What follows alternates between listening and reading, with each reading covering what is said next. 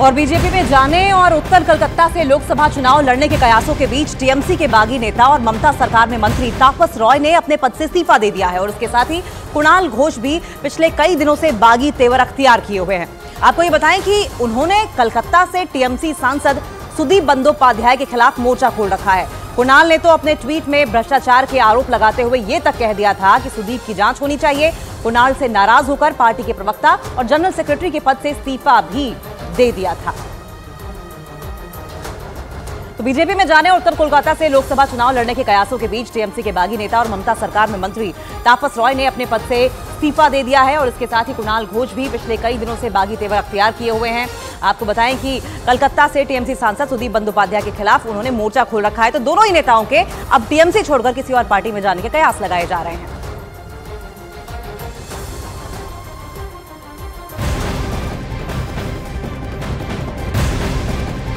और इस पूरे मामले के बाद तृणमूल कांग्रेस ने अपने बागी नेता कुणाल घोष को कारण बताओ नोटिस जारी कर दिया है। इस नोटिस में पार्टी ने पूछा है कि पार्टी सांसद सुदीप बंदोपाध्याय के खिलाफ अपमानजनक टिप्पणी करने के लिए उनके खिलाफ अनुशासनात्मक कार्रवाई आखिर क्यों न की जाए, ये बताएं कुणाल घोष।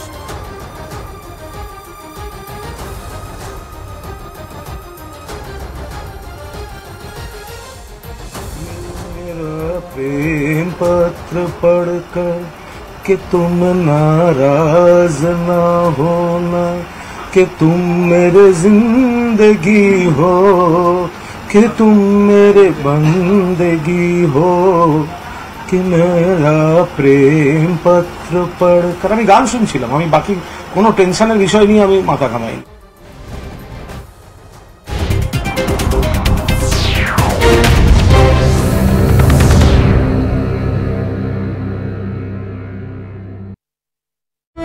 इसके बाद उस छात्र के दोस्तों ने आरोप लगाया था कि लेफ्ट के छात्र संगठन एसएफआई के कार्यकर्ताओं ने उसे परेशान किया था और इस वजह से उस छात्र ने खुदकुशी की थी। इसी के बाद एसएफआई के आरोपी कार्यकर्ताओं की गिरफ्तारी की मांग शुरू हो गई। हंगामा बढ़ने के कुछ ही दिन बाद पुलिस ने मामले के सभी 18 आरोपियों को गिरफ्तार कर लिया। लेकिन मामला शांत नहीं हुआ और केरल में विपक्ष ने प्रदर्शन जारी रखा और मार्च निकाला। इस मार्च को रोकने के लिए बैरिकेड भी लगाए गए। प्रदर्शनकारियों ने पहले इसे कूदकर पार करने की कोशिश की। इस चक्कर में कुछ प्रदर्शनकारियों की पुलिस से धक्का मुक्की हुई और जब ये लोग बैरिकेड पार नहीं कर पाए तो पुलिस की तरफ बढ़े और इनकी एक बार फिर पुलिस से खींचतान हो गई। इसके बाद प्रदर्शनकारियों ने पुलिस के सामने ही नारे लगाए। जिस छात्र की मौत पर केरल का सियासी पारा चढ़ा उसकी रैगिंग का आरोप लगा और पुलिस के मुताबिक आरोपियों ने उस छात्र को बेल्ट और केबल के तार से बुरी तरह पीटा था। आरोप लगा कि छात्र की करीब 4 घंटे तक पिटाई की गई थी। पुलिस ने मामले के 18 आरोपियों को अदालत में पेश करते हुए उन्हें जमानत नहीं देने की मांग की। इधर दिल्ली के करीब हरियाणा के फरीदाबाद से एक ऐसा वीडियो सामने आया जिसने पूरे शहर को खौफ से भर दिया।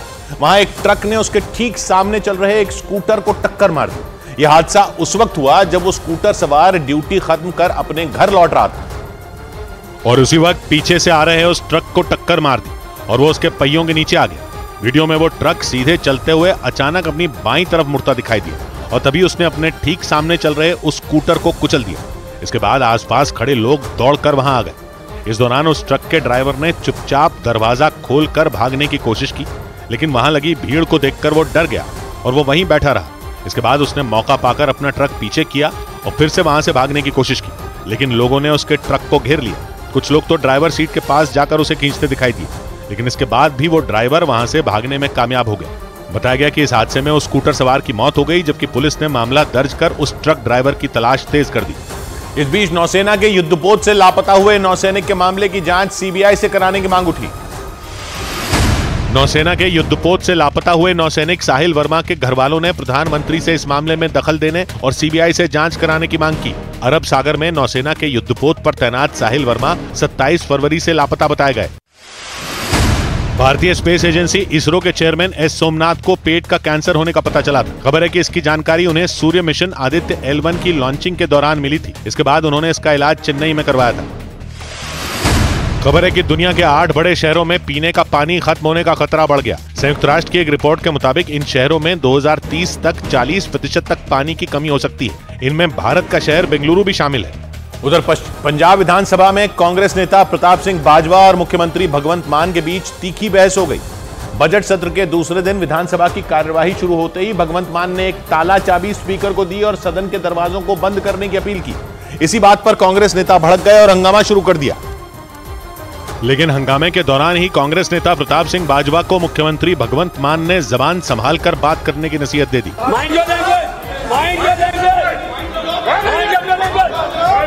भगवंत मान के साथ आम आदमी पार्टी के दूसरे विधायक भी अपनी अपनी सीट से खड़े हो गए और कांग्रेस विधायकों से उलझ पड़े। भगवंत मान ने प्रताप सिंह बाजवा पर अहंकारी होने का आरोप लगा दिया।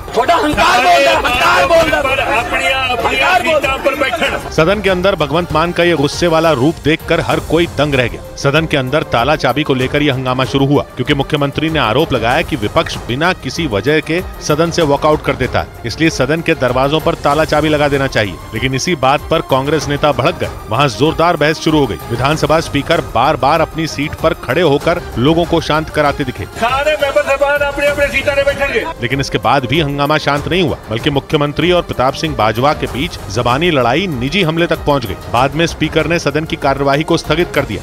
इधर मुंबई के करीब ठाणे में हुए एक सड़क हादसे का वीडियो देखकर लोग दहल गए। वहां नवी मुंबई में एक तेज रफ्तार बस डिवाइडर के ऊपर चढ़ गई, लेकिन डिवाइडर पर चढ़ने से पहले उसने सड़क पर एक कार को टक्कर मार दी और टक्कर मारने के बाद वो बेकाबू होकर डिवाइडर के ऊपर चढ़ती नजर आई। वीडियो में कुछ देर के लिए ऐसा लगा कि उस बस ने किसी विमान की तरह उड़ान भरने के लिए रनवे पर दौड़ लगा दी हो। वहां डिवाइडर पर चढ़ने के बाद भी वो रुकी नहीं और थोड़ी दूर तक आगे बढ़ती रही। इस दौरान वहां लगे पेड़ पौधों को भी वो रौंदती दिखाई दी। हालांकि कुछ देर बाद वो बस रुक गई और अपनी बाईं तरफ झुक गई। इसके बाद तो उसमें सवार लोग घबराकर नीचे उतरते दिखे और वहां से गुजर रही कई गाड़ियां भी हादसे को देखकर रुक गई। लेकिन डिवाइडर पर चढ़ने से पहले भी एक हादसा हो चुका था। रफ्तार तेज होने की वजह से बस ने रेड लाइट के पास एक कार को टक्कर मार दी और टक्कर लगते ही वो कार बाईं ओर मुड़ गई। इसके बाद ड्राइवर उसे काबू में नहीं कर पाया और बस डिवाइडर पर चढ़ गई। इस दौरान वहां खड़े दो लड़के अपनी जान बचाकर भागते नजर आए, जबकि भीषण टक्कर की वजह से उस कार के आगे का हिस्सा टूट गया। हालांकि इन हादसों में किसी के घायल होने की खबर सामने नहीं आई। बंगाल के आसनसोल में इलाज के दौरान मरीज की मौत के बाद हुए हंगामे से हड़कंप मच गया। जिस मरीज की मौत हुई उसे आसनसोल के एक प्राइवेट अस्पताल में ऑपरेशन के लिए भर्ती कराया गया था, लेकिन ऑपरेशन के दौरान ही उसकी मौत हो गई। और इसके बाद उस मरीज के परिवार वालों ने अस्पताल के बाहर बवाल कर दिया। अस्पताल के बाहर खड़ी एक सफेद गाड़ी उनके गुस्से की बलि चढ़ गई, क्योंकि गुस्साए लोगों ने उसके शीशे तोड़ डाले। इस आदमी ने गुस्से में आकर सबसे पहले गाड़ी के पिछले हिस्से के शीशे को निशाना बनाया। उसने गाड़ी के शीशे पर पूरी ताकत से वार किया, लेकिन जब वो नहीं टूटा तो उसने पास ही रखा एक गमला उठाया और उससे गाड़ी का शीशा फोड़ डाला। इस आदमी का गुस्सा गाड़ी का एक शीशा फोड़कर शांत नहीं हुआ। उसने जमीन पर पड़ी ईंटें उठाई और फिर उसने गाड़ी के सामने वाले शीशे पर हमला कर दिया। ये सारी तोड़फोड़ एक पुलिस वाले के सामने हुई।